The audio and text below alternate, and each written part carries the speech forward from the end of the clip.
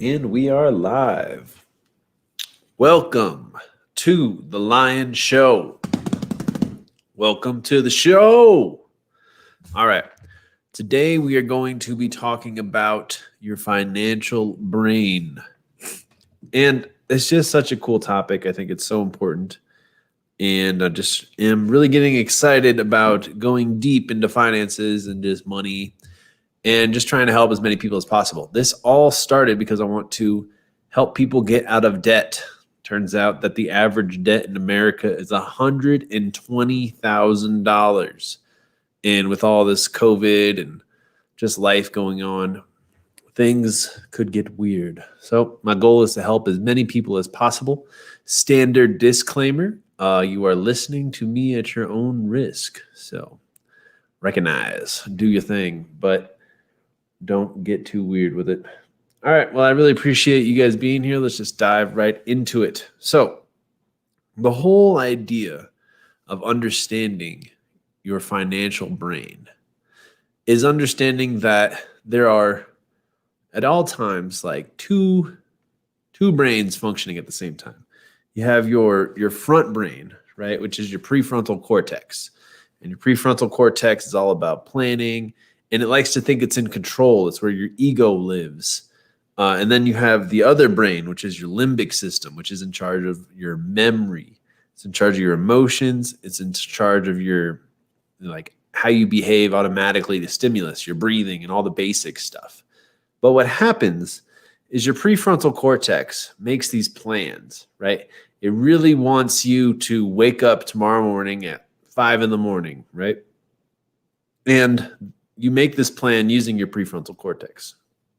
And then you wake up at 5 a.m, but you're not in that brain, you're in your limbic system. So you hit the snooze button because you woke up in your emotional state, in your unrational part of your mind, and your unrational emotional state needs or wants more sleep, right? So that's why snooze buttons were invented. If we didn't have those, we'd be making all these decisions and we'd be doing the right thing all the time. And it's just interesting to just know that we have to balance ourselves with this knowledge. But once we get a grasp that we can control our lives, right? We can control and we can make the right decisions. And this really comes into the money part, because if you've ever, traded stocks or made investments in anything, it always goes against your better judgment. Like when the stock markets are crashing, you get scared and you panic and you think you should pull out, when in reality, the smarter thing to do would be to buy more stocks because the price is lower. And you have this emotional roller coaster. And the main thing of a good money brain is a risk tolerant, right? It's somebody who knows what to do, but also has the ability to make a plan that can actually happen, right? And what I mean by that is you'll be able to make a plan that involves both your, irrational part of your brain, understanding that temptations are going to happen, that you're going to want to, spend more money than you have, and you're not going to want to put things into savings. Like, I'm just like anybody else.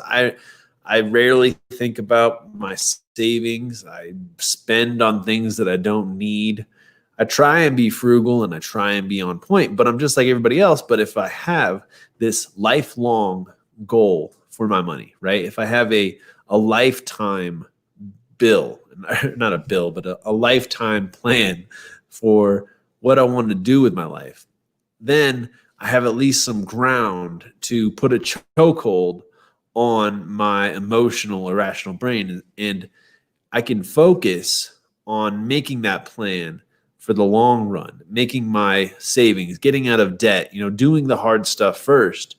And then I can also understand, like, my brain is always just trying to go for the ones and zeros, right? It's always going for the pleasure and staying away from the unpleasurable, right? And once we understand that, we can really be able to take control of our lives.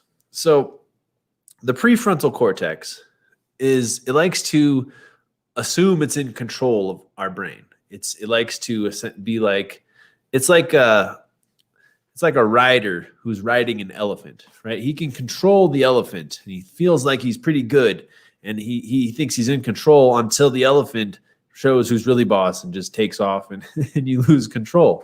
So you have to have this relationship with your emotional body, because if you push yourself too hard, you'll start to do things, you'll lose your willpower.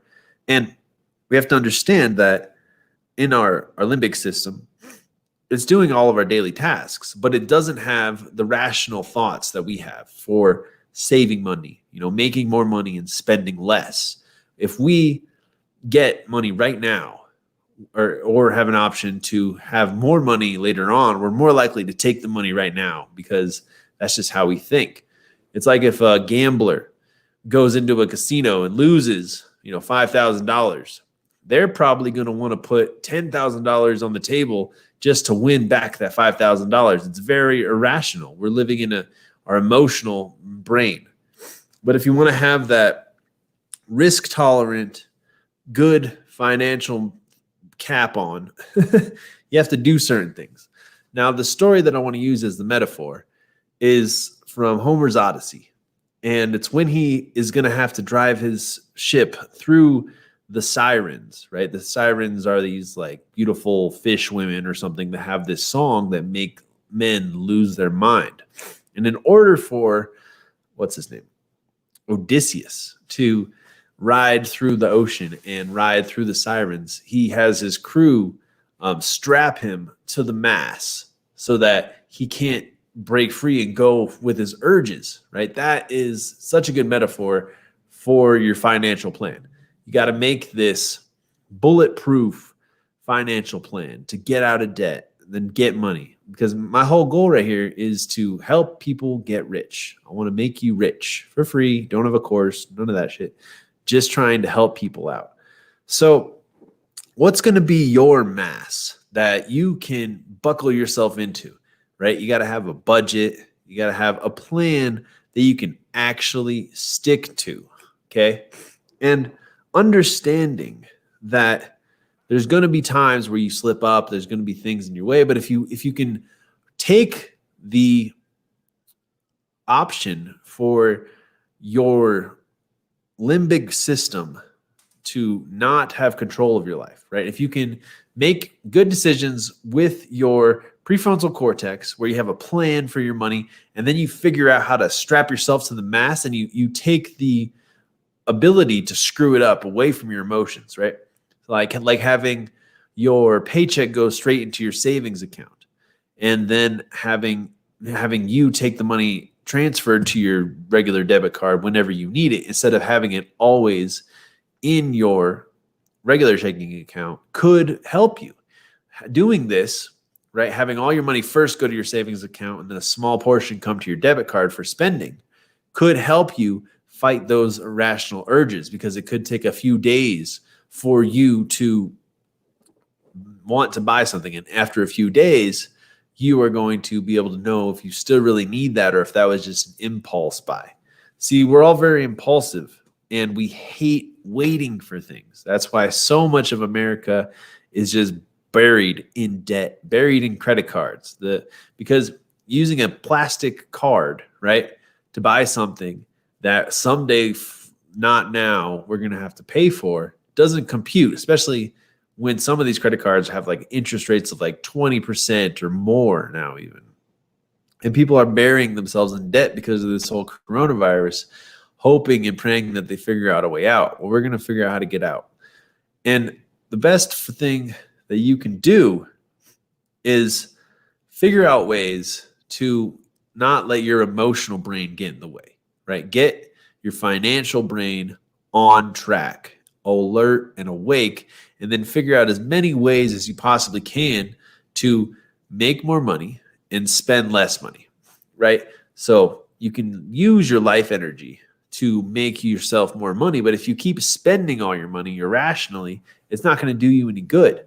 If you have a budget right now and then you want it to do better so that you can actually get out of debt, so you can have the things, so you can work on your credit, these are all very important things that we don't take into consideration when we're at the bar, or when we wake up and drink, $7 coffees or whatever.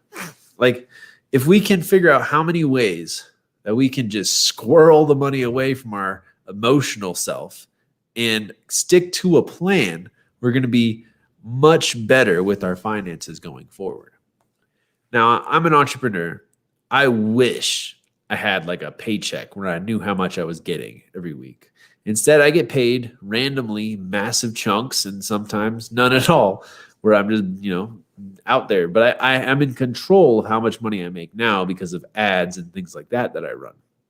So if I had my own budget, though, I roughly can figure out how much money I make per month, because sometimes I don't have any and I have to make it all in like a week real fast. And then sometimes I have surpluses of cash and I don't know what to do with it. So in order for me to fully take control of my financial brain, escape from the irrational purchases, I just squirrel money away. Whenever I get a big chunk, I take about 50% and I just put it in my savings, or I hide it in like a shoe somewhere. And doing this has actually helped me, because if I have it all in hand, I am more likely to just go buy a larger product. Like when I get, $10,000, $20,000 check, I buy a car. At least that's what's happened lately. I've bought 2 cars whenever I get these big checks. And instead of doing the payments, it's probably the best thing I could possibly do because I need those. But what I could have done is I could have saved a lot of that for the rainy days, for my future, for things that are actually going to matter. I could have paid off credit cards, which I did as well. The first time I got one of those huge, like, it wasn't the first time, but like within recently, where I got $10,000 for an order, we paid off all our credit cards. We were completely out of debt. And then I decided, okay, I did that once. I can probably do that again. And all I did was I go and I spent all the credit cards back up investing in business stuff. Now, a lot of that business stuff turned out pretty good, but I didn't pay the credit cards back. And now I have this insane amount of interest on all these cards. So we do irrational things. So the moral of the story is, before you make large financial decisions, you got to sleep on it. That's why I like the idea of all the money going in the savings account. And then whenever you need the money, you transfer it into your debit card, because then you at least have a night to sleep on it, to figure out, what is the best plan for your money, because we're not always in the right headspace. We're not always on our A game. Sometimes we're beat up, we're tired, we've been working really hard. A lot of times we get our biggest amounts of money after we've just been working like crazy, and then we get it and we have to like celebrate. We got to do something crazy and we spend it all. So the real first steps of getting out of debt and then getting rich and making more money is first understanding where you are right now. And that's going to be what the next podcast is about. This podcast is mostly just figuring out your financial brain. But I want you to start thinking, if I do all these things with my emotional brain and not my financial brain, this is where it's gotten me, right? So then you take that look, and then you go to wherever your debt is, Credit Karma and all that stuff, which we'll talk about in the next episode. And we're going to just see exactly where it has gotten you and where you are right now. Okay. And then you can really start to hone in on taking the power away from your limbic system, from the part of your emotional brain, right? That doesn't do all the best stuff all the time. Sure, it has some fun. I'm sure lots of fun has happened because people are just impulsive and they do crazy stuff. But if we want to build our home out of brick, right, and lay that foundation for our financial future so that we can retire, so that we can have more fun, so that we can do more with our lives and help more people. Like, the reason I really want to make a lot of money is I want to be able to take care of my family. I want to, make right decisions so that if anything were to happen, I can take care of the people that I care about most. My girlfriend's family is sick, and it'd be really good to be able to give them more time and have more money and not have their lives be a lot easier for them. There's things that are just more important than splurging on shit and not spending it on things that are as important as the things you love and the people you care about. So I want to help as many people because I've also been in so many shitty situations where, I've just been so broke and everything was so fucked. And there was no way out. And I did not know what to do. And those were dark times. Those were, some of the worst times ever. I specifically remember this one time when I got out of the Army, I had PTSD and I was an alcoholic. I had a beautiful, stepdaughter and a new wife, and I was just completely broke. And it was Christmas. And I had never been more alone and just pissed off at the world than I was then. And I made some bad decisions. I felt like the world owed me. So I wound up like going to a Sears and filling up a shopping cart full of gifts. And I tried to run out the door and steal it all. And because I felt like my family needed it, and I got arrested, and that made it an even worse Christmas. So I know what it's like to be really just completely in the shits with money. And what I want to do here going forward is lay out plans, where you know what to do and you make realistic plans that can actually work. And I want to help people make more money. So this isn't just going to be one of those like things where I tell you, do this, do that. This is going to be one of those things where we actually learn skills. Like I have a lot of marketing, a lot of skills that I can show you where you can literally nowadays sell anything online and anyone can make an income from home. And I want to make sure that people are following along and knowing what's going to happen. And we're all going to get out of debt. We're all going to make a lot of money. And we're going to build on this. This is going to be a thing that I do together, and I'm trying to help people. So if you get anything out of this, please share it with your friends, like my page, share all the stuff. If you're on YouTube, please leave a comment down below. And let's get our financial brains together so that we can move forward, so that we know what we're doing with our money and we're doing it in a positive way so that our lives can get better. And after we make all the money, then we can deal with the rest of the problems, the rest of life. I'm at a point right now where we make enough money that I don't have to do it anymore, but I still do it because I'm a knucklehead and I push myself and I wind up hurting my body and doing dumb stuff. And I'll teach you guys everything that I'm doing to make a lot of money and how to make passive income too, because a lot of my passive income stuff is really starting to kick off and I love it because I'm able to, do this sort of stuff with my spare time instead of the other stuff that I do, which is more physical. And yeah, so things are good. Let's figure out, first of all, what is your financial brain going to do whenever you get into that moment where it's like, okay, I'm going to put aside $1,500 to pay my credit card bills this month. In order for me to do that, I need to make an extra $500 somehow. I need to also not spend all the money that I make, not be focused with my emotional brain, and I need to avoid certain situations, right? Whenever we have those impulses, there's usually things that line up for when those go off. Like your impulse to buy yourself new stuff. Sometimes you got to go buy like a new shirt, there's nothing wrong with that. But it's good to plan for those things. It's good to pay yourself first, but then also make sure that you save so much and make sure that your money is actually going towards improving your credit, is actually going towards getting out of debt, is actually going to benefit you in an investment in the future, instead of going towards something that's just going to disappear like right away, like alcohol. I can't tell you how many nights I've gone drinking, spent $100, and all that happened is I barfed it up, barfing up $100 for no reason when I could have invested it in something. Could have used my financial brain. Instead, I was going with my emotions and my, weaker side. And this is just all about realizing like there is that part of my brain that makes a lot of bad decisions. So how can I take my money away from that person? Doesn't mean you can't just go out and have fun. You can go out and not spend any money. You just have to have that extra wheel turning, that fifth gear that's going, okay, I don't want to spend any money, or I'm going to leave my wallet at home, but I'll bring, my ID and $100. and that's going to be my party money. I'm not going to go over that. And it's all about making the right decisions instead of just going on a whim and screwing it up. It's pretty easy to screw everything up.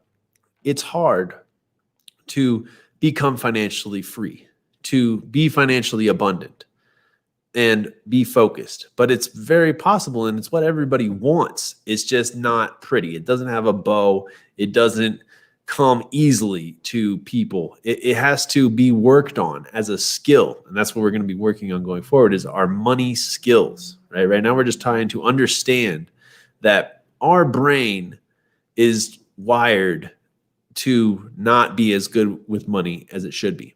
When the stock market falls and we see our investments tank, we panic and we sell at the bottom. And instead of, we should be buying at the bottom and riding it up. When we have a lot of money, we spend it on things that we don't necessarily need instead of planning. We are very impulsive creatures. If you have all your money in cash, you're less likely to buy a bunch of crazy stuff. Whereas if it's just on a credit card or a debit card, it's just a swipe. It's not even a swipe anymore. You just tap shit with your phone and your money's gone somewhere else. And our brains don't calculate it that money is our life energy in a lot of cases. Maybe there's some people out there who make a lot of money, your daddy's money or whatever, but for normal American people, you're putting your life energy to earn that money, to work hard. And for a lot of people, it's not even like their jobs aren't important to them. They're not actually working on anything that's going to get them anywhere. They're just making enough money to get by. And you need to realize you're spending your life energy, on McDonald's burgers getting delivered or whatever, like Starbucks coffee is going out. You could be investing in your business that you love for the next 10 years, but instead you're investing your life energy in other big corporations that don't care about you's businesses. You see what I'm saying? And it's important that we know our value as well. If you have a base pay that right now of, say, like $10 of what you're getting paid, you need to realize you're worth a lot more than that. So you need to go out there on your days off and look for jobs that pay more, or look online for jobs that pay more, and then say, okay, I can do this. I can take this side job to make this more money. And there's always opportunities if our mind and our brain is on and open. If you're already fairly successful and you want to work on your financial brain, the question that I ask myself are two. The first one I ask is, what is the biggest impact I can have today for my finances? And the second one is, what would this look like if it was simple? If you have those two ideas always in your mind, so when you wake up in the morning, you're like, what are the two biggest things or three biggest things or the one biggest thing that I can get done today that will have as much impact on my financial or my life as possible? And then I like to ask, what would it look like if this was simple? And then I figure it out, and you can go forward with that.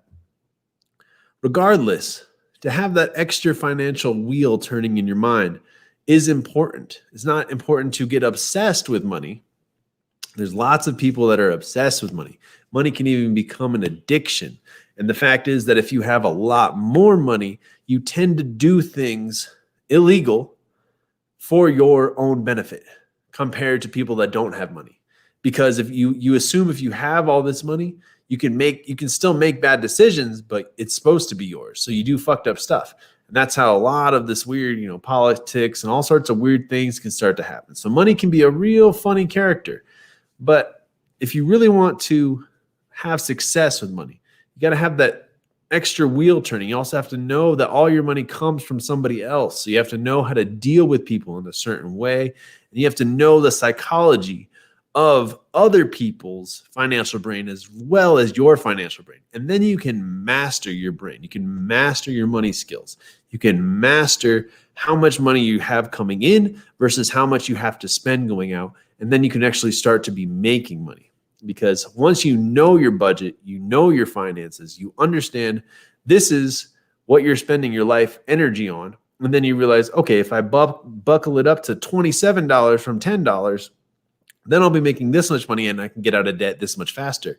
If I start these passive incomes that starts to rake in money and starts to create wealth for myself, then I can start to do more stuff. But every day you have the opportunity to use your financial brain to do more, to make more money, as opposed to thinking of your days off as, relaxing and turning your brain to mush. You could be investing in yourself as well, so that future on in your life, you'll have a skill and you'll be able to do whatever you want and be able to live your best life. So this has been my rant. I hope you got something out of it to start just thinking about your financial brain, thinking about making more money with your life energy, thinking about like getting away from making those irrational decisions with your emotional brain, and strapping yourself to the mass and riding through the sirens of life that are going to give you urges and cause you problems. It's very important that you are on the right path so that you can be as happy as possible and live your best life. So if you enjoy this, again, just share. I really appreciate that. Leave a comment down below. Make sure you can hear me and everything's cool.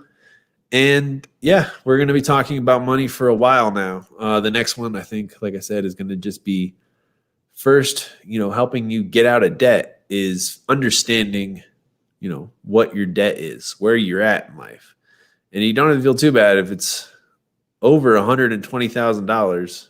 You're just barely above average in America for debt, which is crazy. And then after we go through how much debt you have, we're going to talk about how to create a budget, how to get out of that debt, how to come up with a plan. And then we're going to really go into how to spend less money and then make more money, right? So that we're stacking, we're getting that full financial stack. And I'm going to show you ways that just about anybody can make money. I'm doing it, and really dig deep on how you can make more money passively or make it your full-time business, doing quite a few things. Again, no course, no nothing. I'm trying to be a breath of fresh air in a world full of scummy weirdos always trying to sell stuff. But I do have a lot of stuff, actually. If you want to help support the show, buy my art. I got some music now that's for sale. Go to romulusrecords.studio, and you can buy my album, and I'll have some other stuff going on too. But I hope you got something out of this. Have a great day. Namaste.